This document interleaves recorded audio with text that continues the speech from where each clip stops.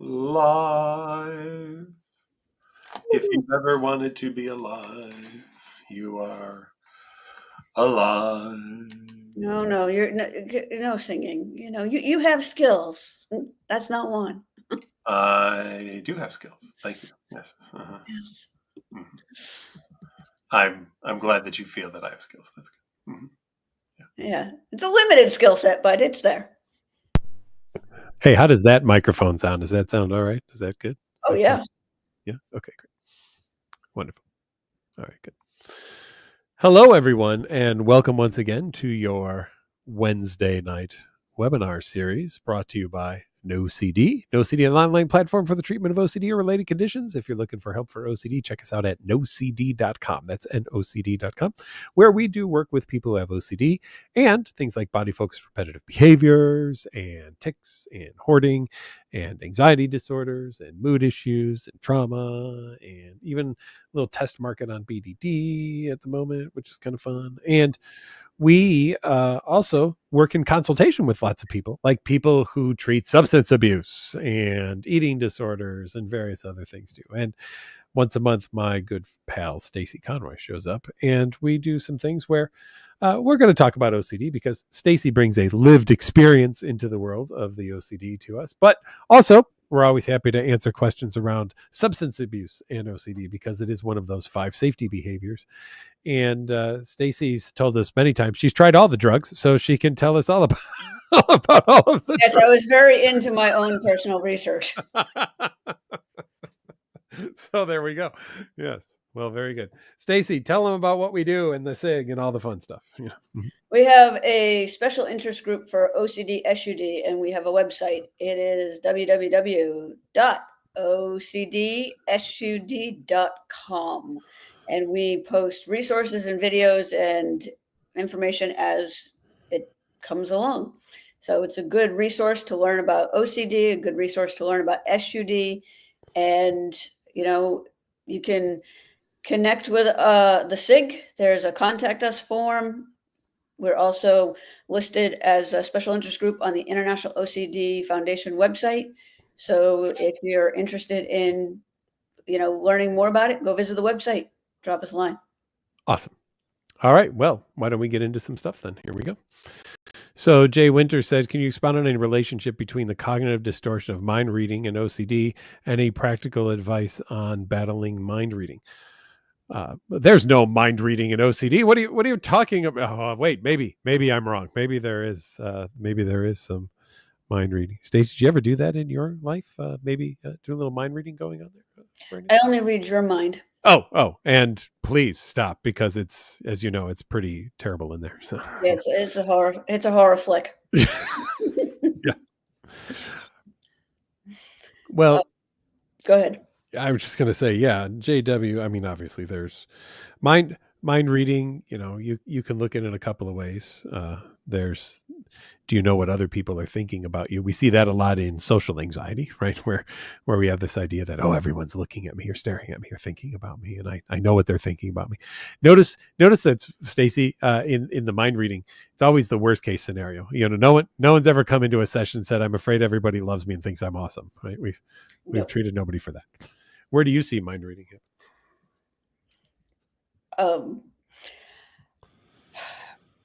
In the same areas that you do with the social anxiety and replaying of conversations, like, what is it? This person must have thought that, and I could have said this, and what do they think? The rumination related to OCD there, that's for sure. Yeah, the rumination going over and over and over and over and over again.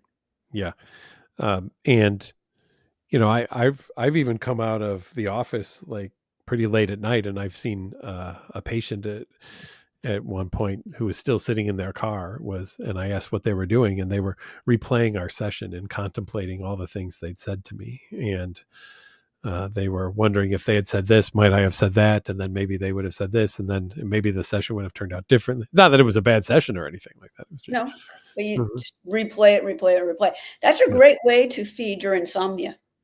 Is it now? Yeah. Yes. Okay. Mm-hmm. Yeah. So don't do that, is what you're saying. Yeah. No. Okay. Yeah. So all of the cognitive distortions can really play a role in OCD. Should thinking happens a lot in OCD.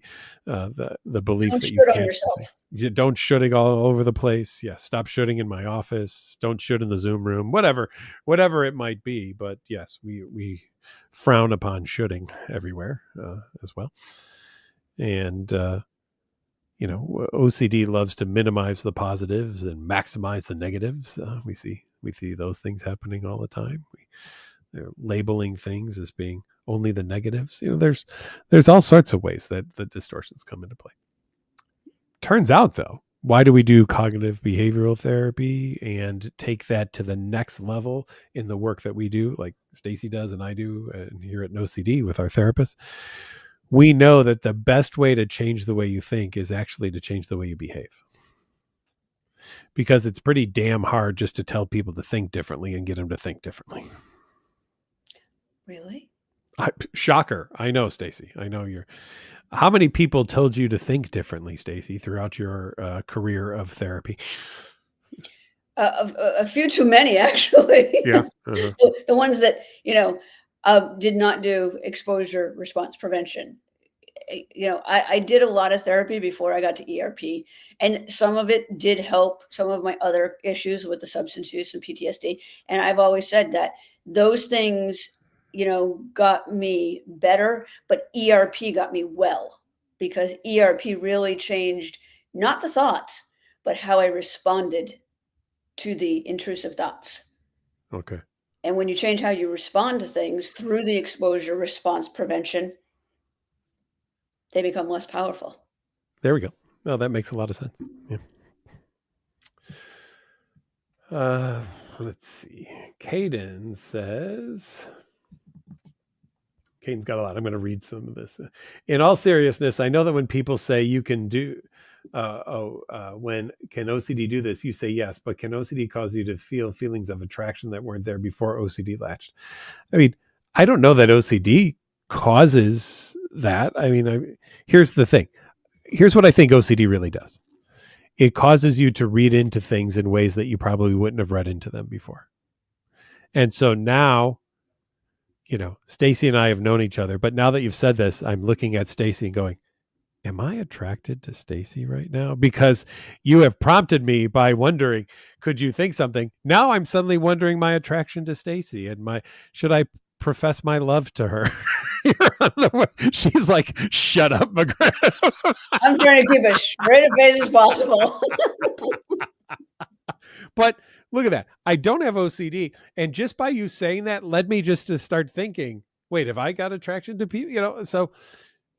So we can hear things all over the place and start going down rabbit holes. I think what happens is that prior to OCD, you just wouldn't have paid attention to any of this stuff because they'd be like, well, that was weird. But now that OCD's kind of the filter for everything, you're like, oh, wait a minute. That requires some attention. Oh, that requires some. Oh, shoot, that requires some attention, So, yeah, going around and around and around. Yeah. Well, that's actually one of the ways I help people identify. I get, is this OCD? I don't know. Did it go down a rabbit hole? Take up a lot of time? And not go away? Did you get stuck? They're like, yeah. I said, well, probably. Mm-hmm. So, can you feel things? Sure, right? Absolutely.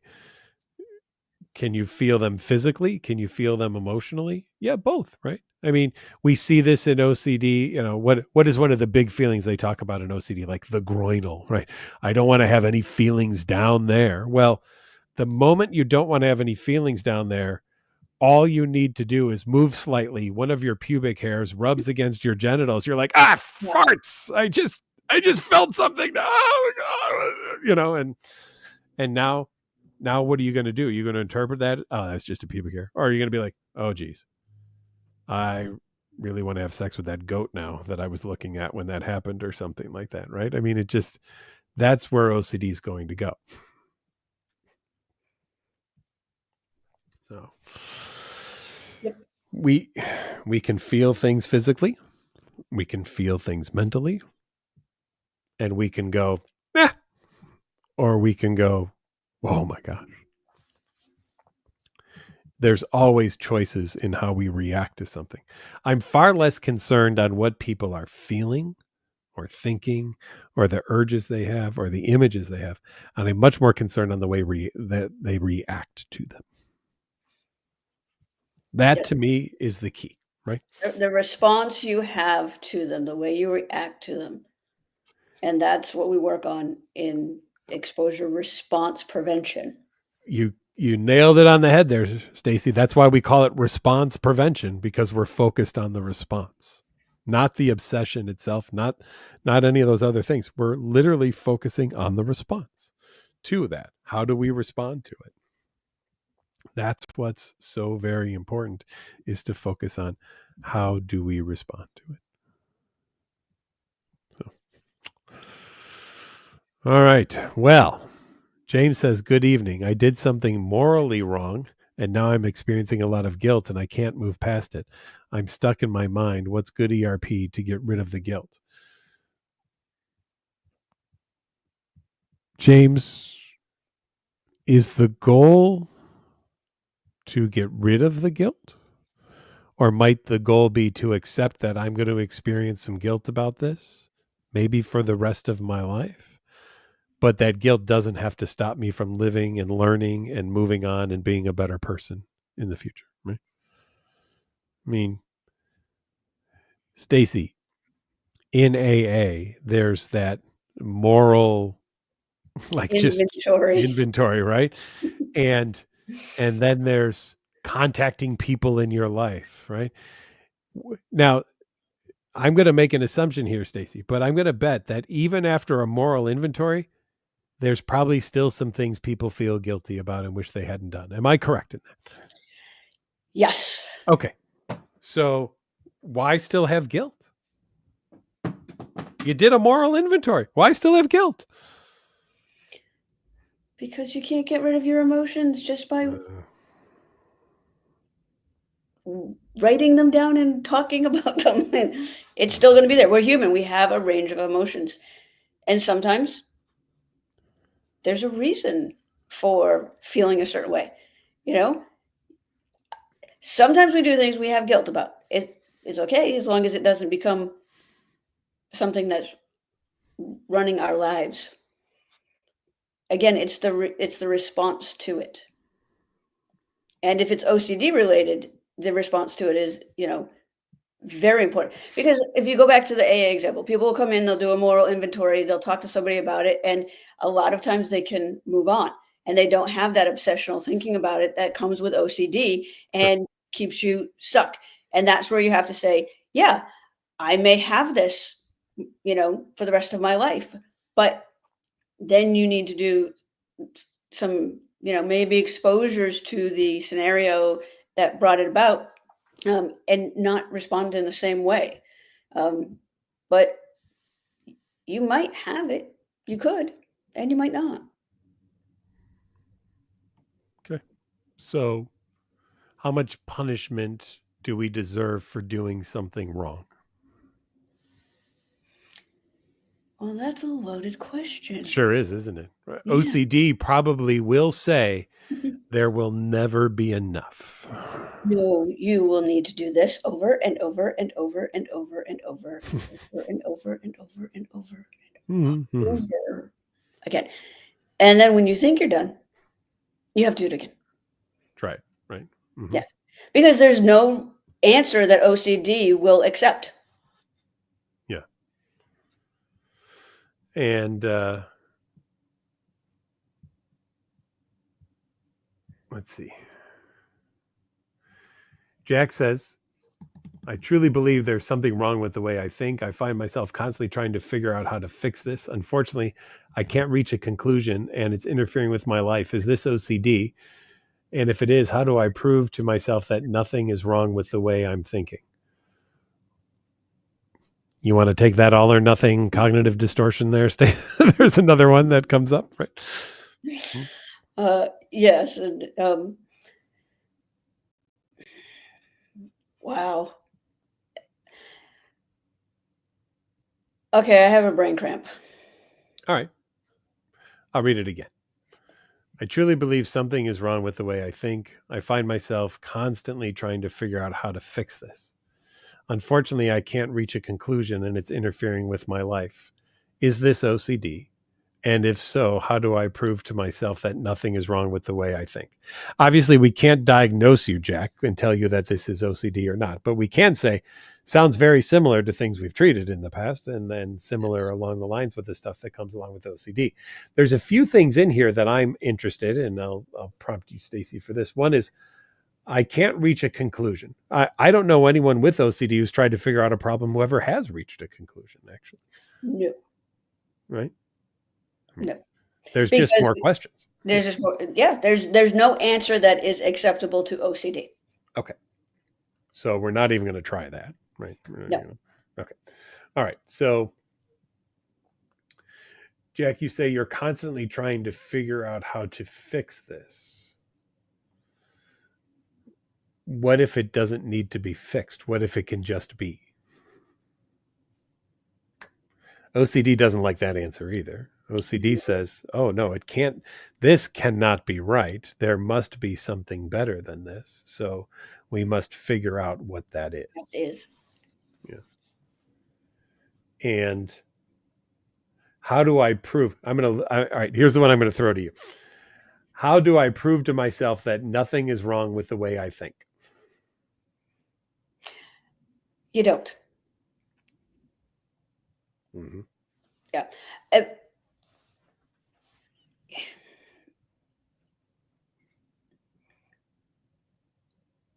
Why do you need to prove it? There we go. Yeah. Why do you need to prove it? And why is that the focus? We could role play this a little bit. Be the therapist. I'm going to be OCD. Well, this will be fun. Therapist. All right, I'll be the therapist. You want to be OCD? I'll be the therapist. Then. What do you want to do? Yeah. All right. I'm better at the OCD thing. I'm the all one right, with experience. All right. All right. So I'm going to ask you that question. Why do you have to prove that, Stacey? Because we need to know. What if we don't know the answer and something bad happens? So how do I know that there's nothing wrong with me?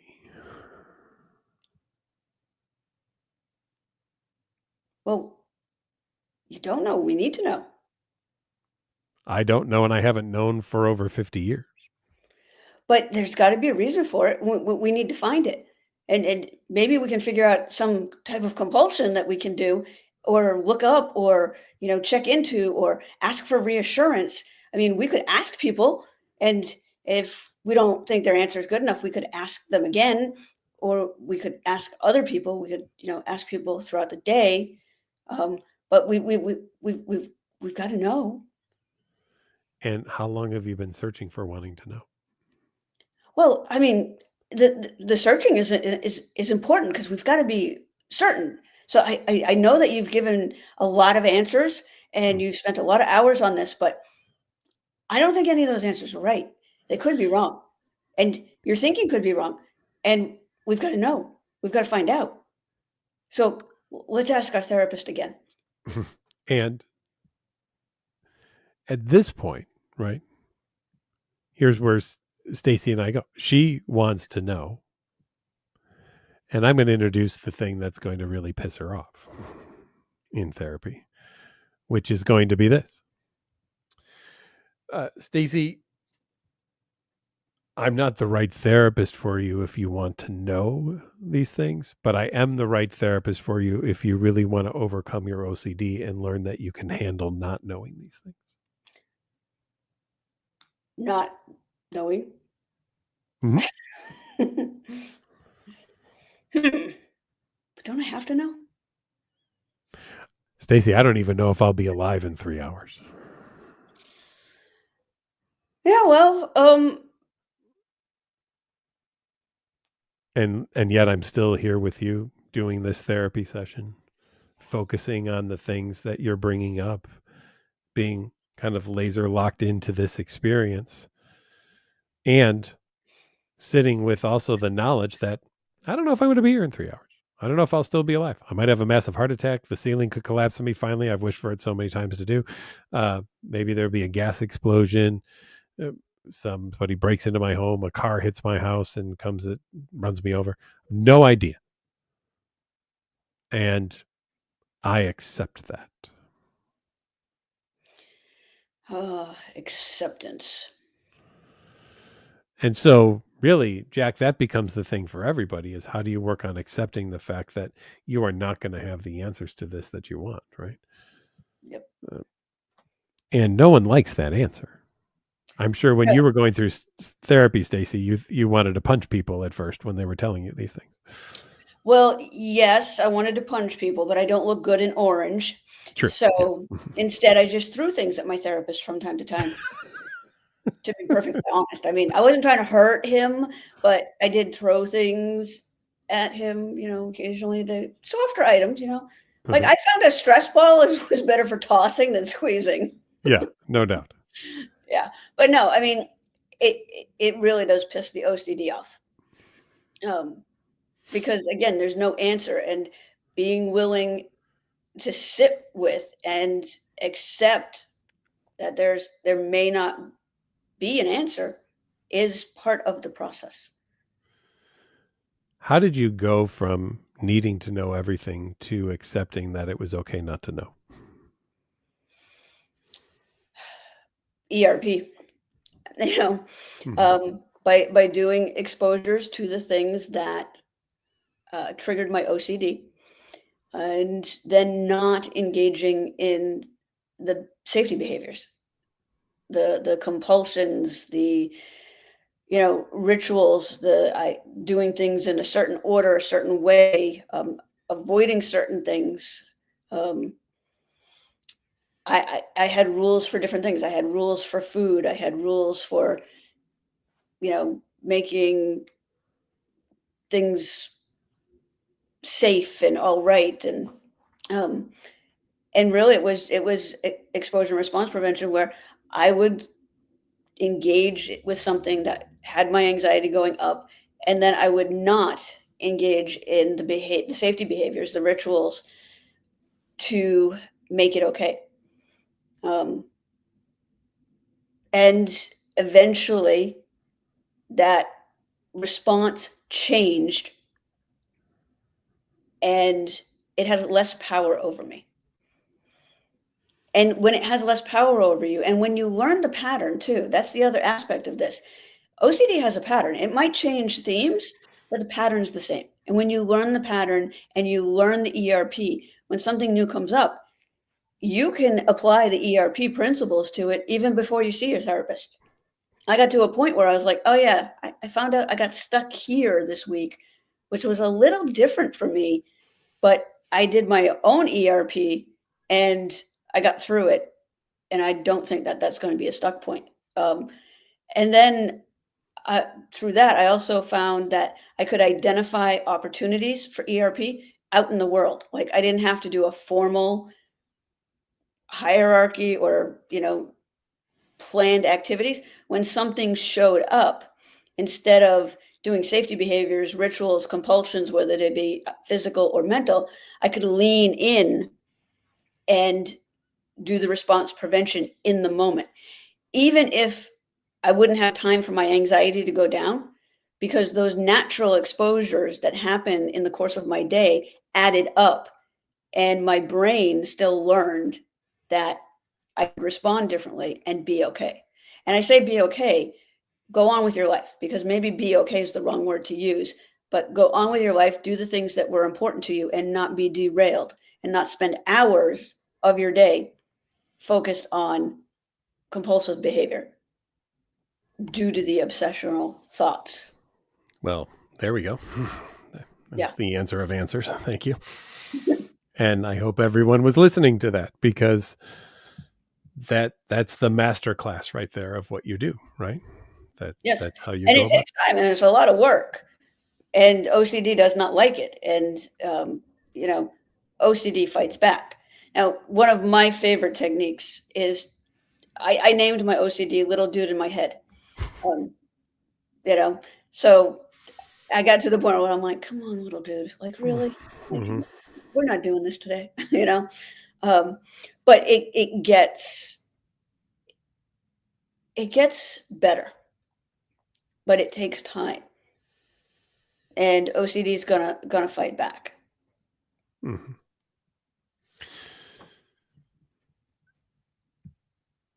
Yeah, well, I think you covered about everything. So really, I mean, that was great. If I want to go to something that you said that I was even talking about on a podcast earlier today that I was doing, OCD is predictable. Yes. I'd contend OCD is easy to treat because of how predictable it is. Just because it's easy to treat doesn't mean it's easy to overcome. I want to make that very, very clear. Those are two But different things. those are two very, very different things.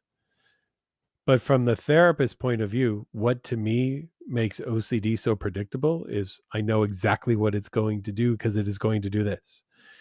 Stimuli. What's the worst possible case scenario that you could ever have happen with that thing?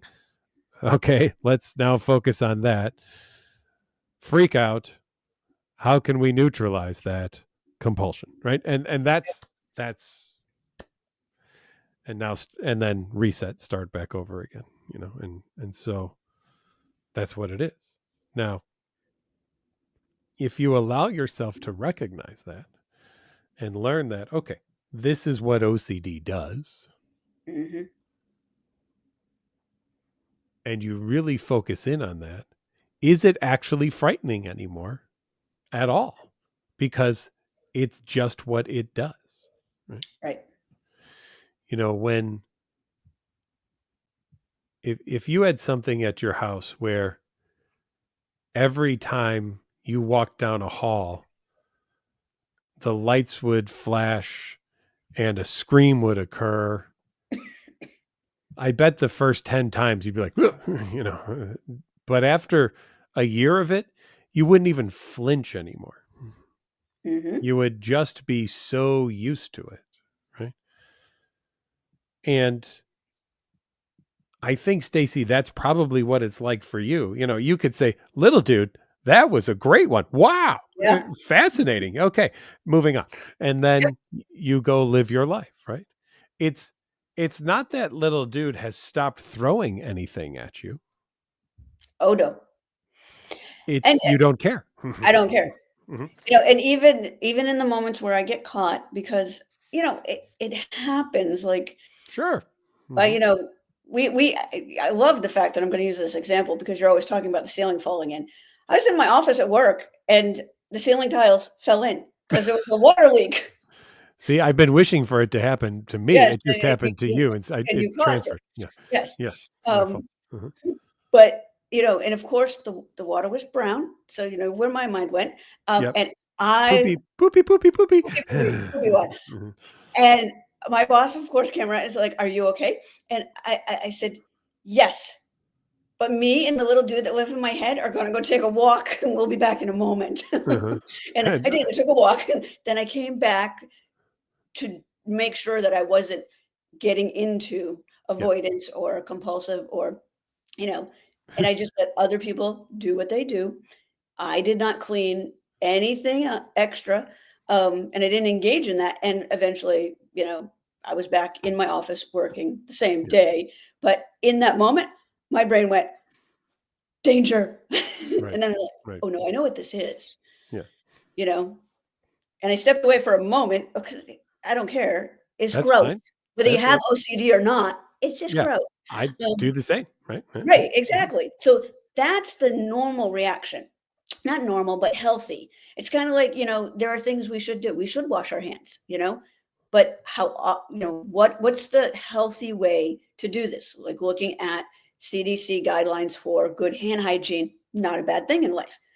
But if it goes beyond that and it goes to worst case scenario and you're doing things to neutralize it, that's where OCD gets. I could pick up on the pattern. I knew exactly where my brain was taking me. I walked down the hall, took a few breaths, and was like, okay, back at it. Because I didn't want to go down that road.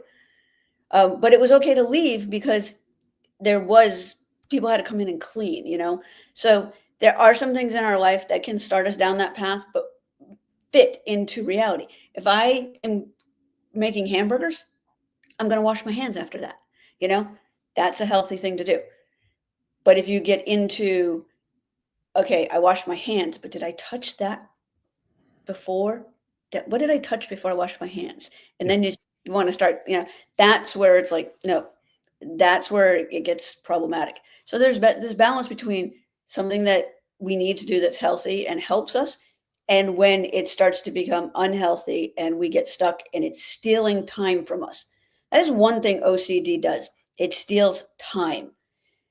And there's lots of acronyms for time. One of them is things I must earn.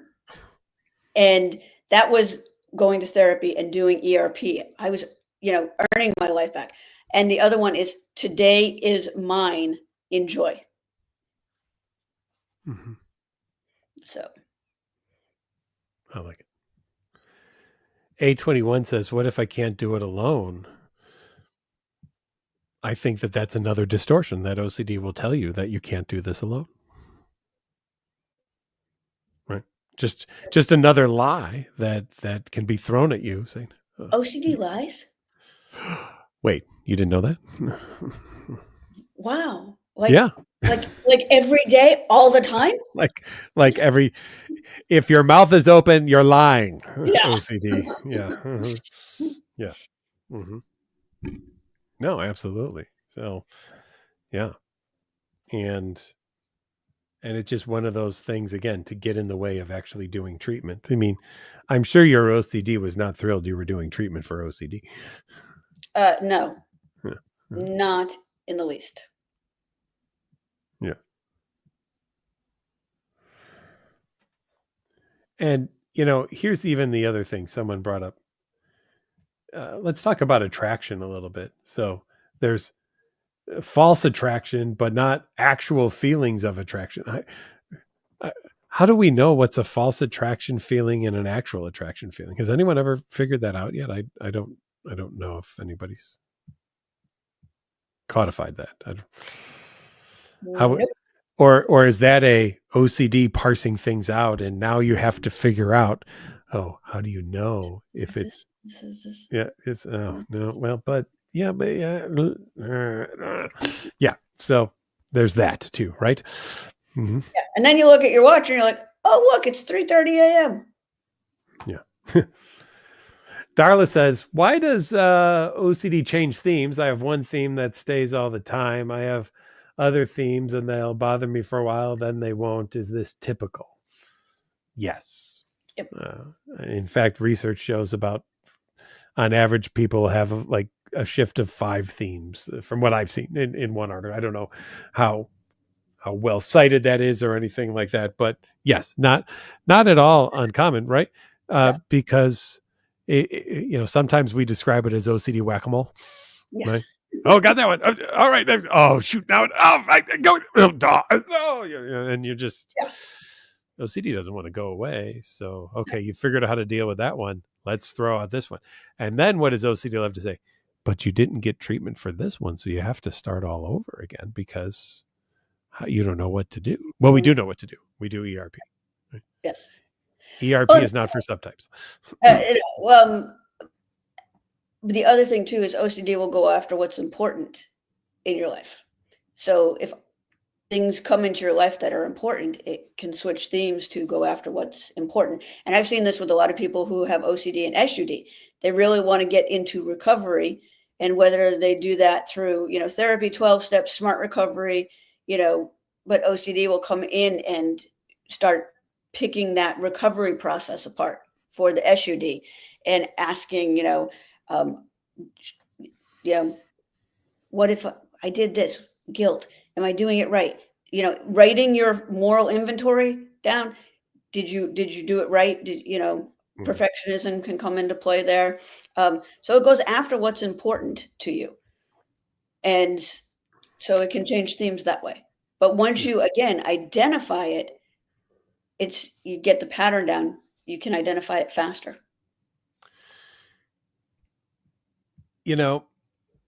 this next one is really going to be for you here.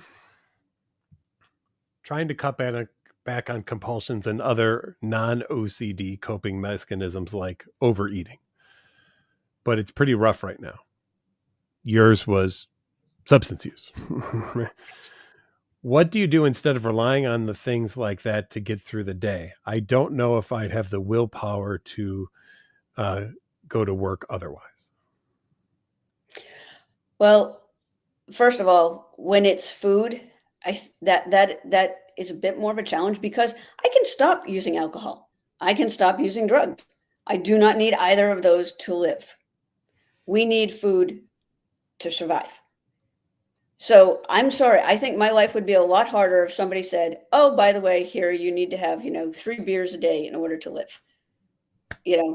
So that's a reality. It does create more problems.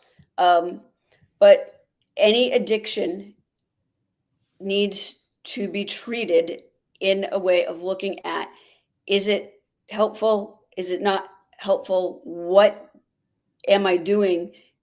And what is healthy? Like going back to the hand washing thing, if I'm, playing with hamburger, it's okay to wash my hands. That you should do that. When you have to eat, but it becomes, a food addiction or emotional eating, go back to what is healthy. Some people need to make sure that they're not snacking in between, or they plan their snacks, and therefore you're going back to what is healthy, and become more aware of other things you can do when your emotions go high, besides reaching for food, such as not reaching for alcohol or marijuana or heroin or other substances that you're addicted to. And again, it can be challenging, but look at what is healthy for you. Now, again, I say for you because there are variations. If you are an athlete, you're going to take in more food daily. I am not an athlete, so I am not going to eat what Michael Phelps was eating every morning. No, you are not. By the way, if you've never known that, I mean, that man ate like 6,000 calories. But again, you have to take a look at what is healthy and set some parameters around that. And then also if you're working with a therapist, talk about this aspect of it, because it is a safety behavior and it is problematic for people. But again, you cannot not eat food. And so you do have to set some healthy boundaries around food, and you can set a schedule, choose your foods, have fruit instead of, candy. Those are some of the things that can help with that. But again, food is a different category, because I can tell somebody, like, let's try to abstain from alcohol. You can't abstain from food. Yeah. Wise. Thank you.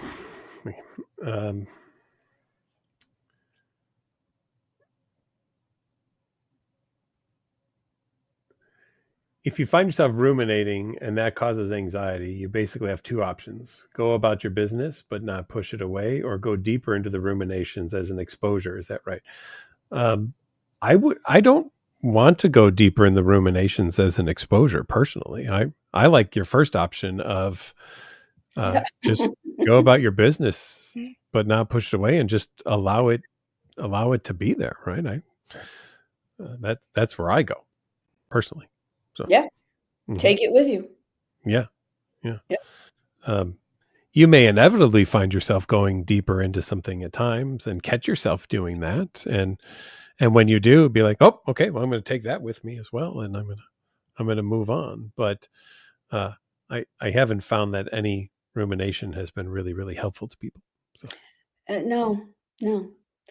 And I spent plenty of hours trying to prove that it did. Yeah. But no. Smiley says, how do I stop obsessing over blasphemous thoughts about God and Jesus? I'm worried that I'm going to hell, since blasphemy is the only unforgivable sin. Not true. The unpardonable sin is actually denial of the Holy Spirit, FYI, if you are a Christian. So that is the one that's in the Bible. That says denial of the Holy Spirit. But let's talk about blasphemy. So everybody has thoughts and images and urges that occur, right? Normal, natural types of things. And if they have to do with your religion, your faith, and you don't like them, must you report yourself to the thought police of your faith system saying, by the way, last Tuesday, while driving past church, I had this thought about, what if I brought my girlfriend into the church and had sex or something like, just, what if these kinds of things?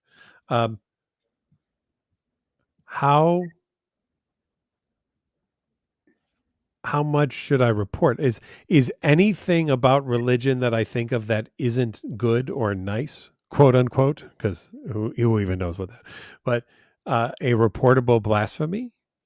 Or where does the line begin on blasphemy? I'm always curious about that, right?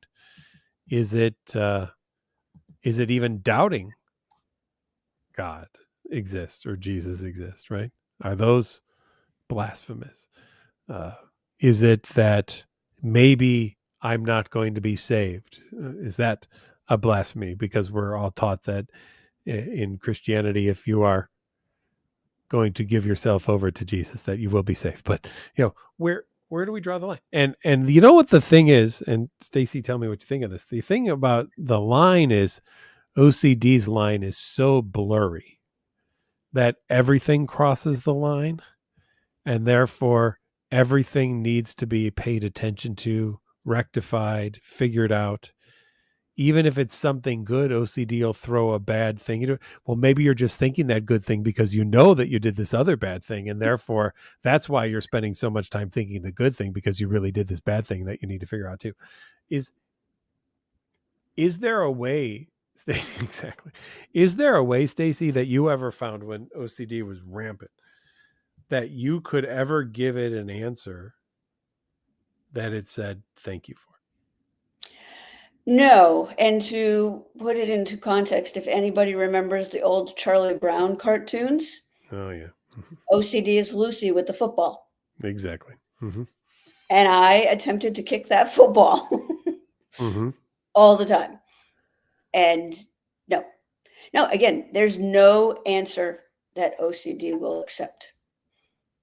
Yeah. And you will line up to kick that football again, Mm-hmm. and it will be yanked away.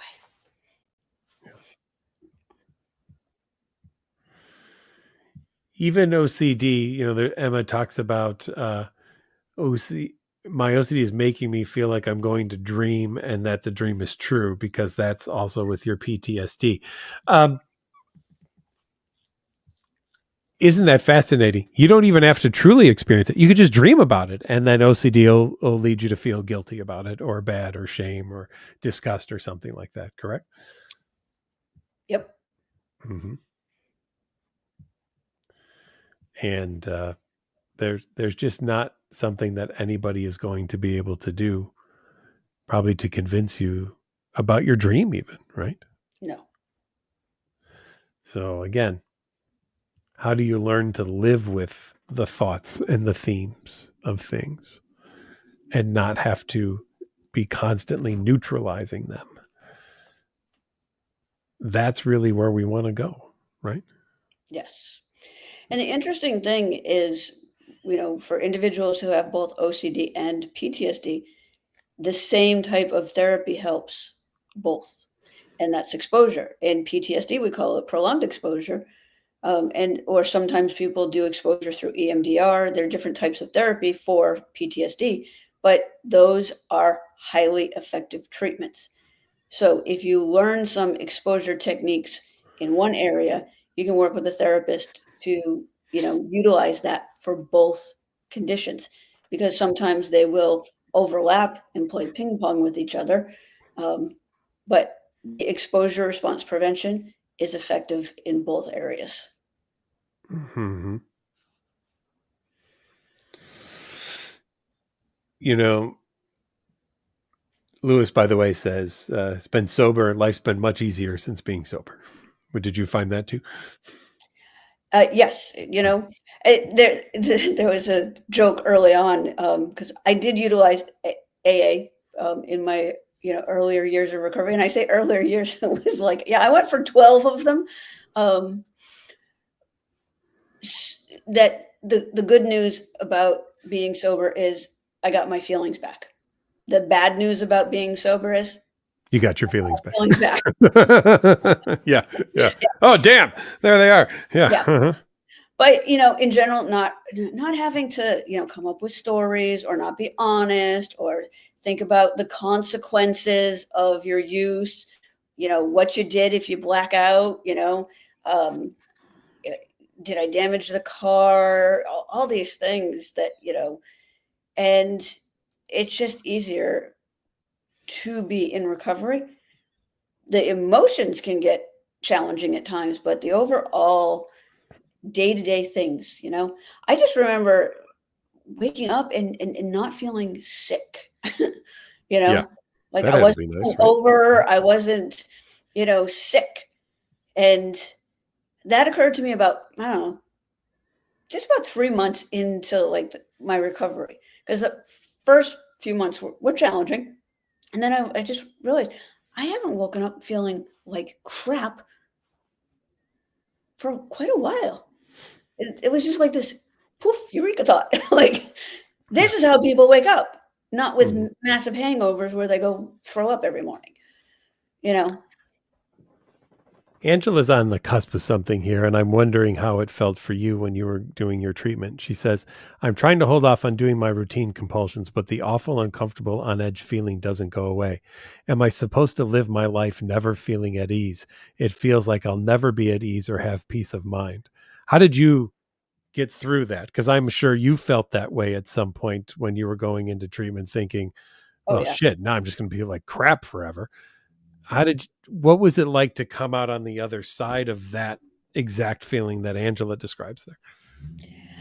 I've never run into somebody who has gone through their therapy for OCD and identifies as in recovery from it, saying, "Oh, it wasn't worth it."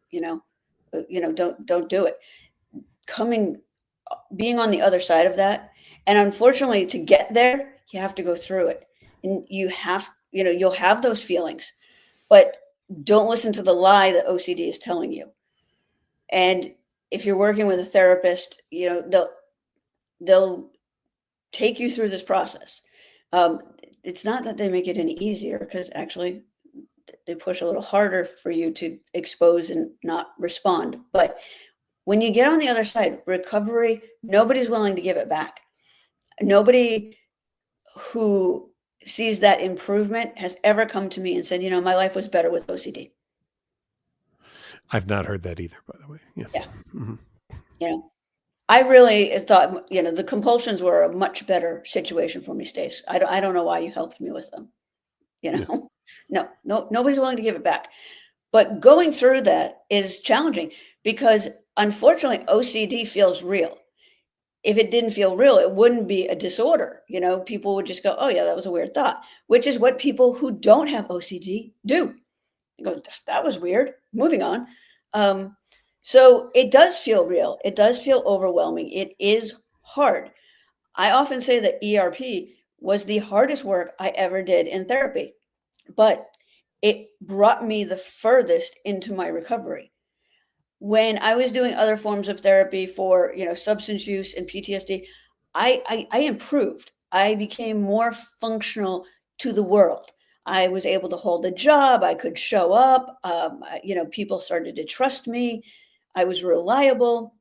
But inside, I was still obsessing and still checking on things and still not sleeping because I had to do this and check this and do that. And, all these compulsions and rituals and safety behaviors.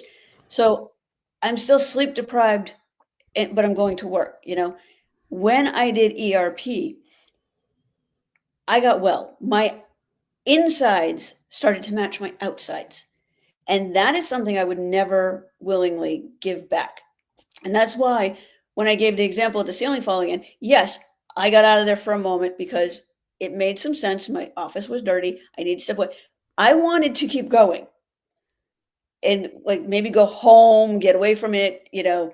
And then I was like, no, I need to turn around and come back because I didn't want to let OCD start making the decisions for me and telling me it was more than what it was.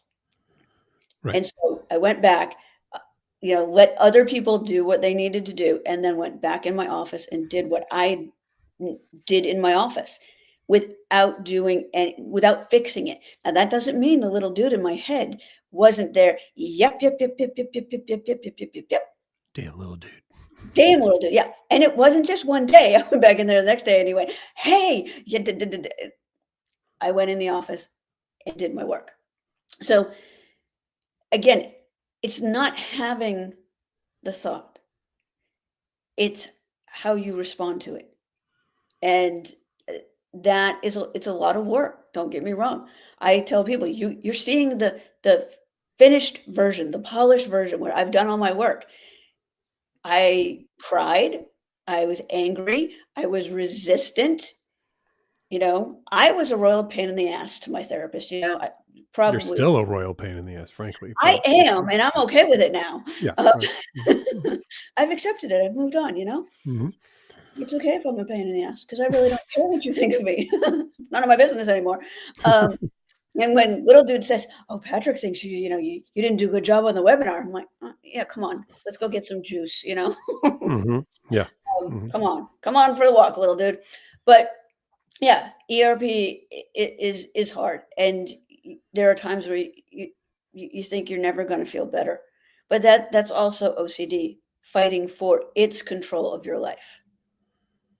Yeah. And it's just not true because there are lots of people who are in recovery from OCD. You've had many guests on that talk about the recovery process from OCD.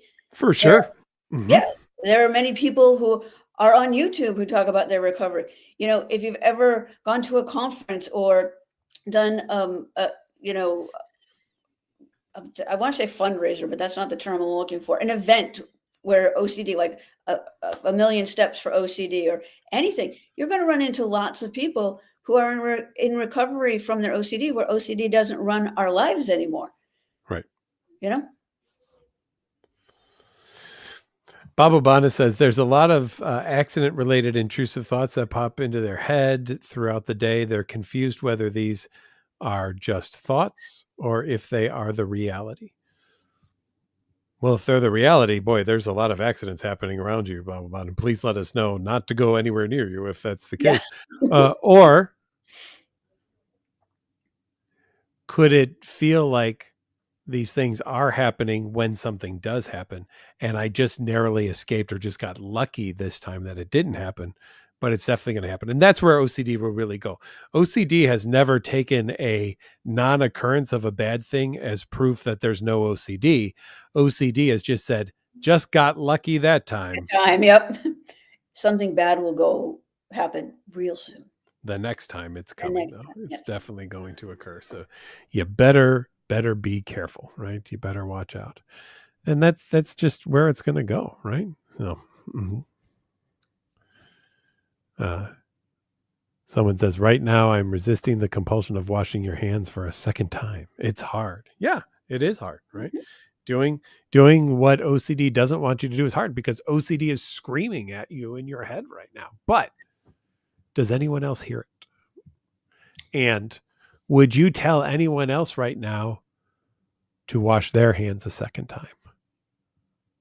I mean, isn't that the interesting piece? Stacey, I'm going to bet you never once went up to anyone else in your life and said, by the way, this will make it better if you do it this way.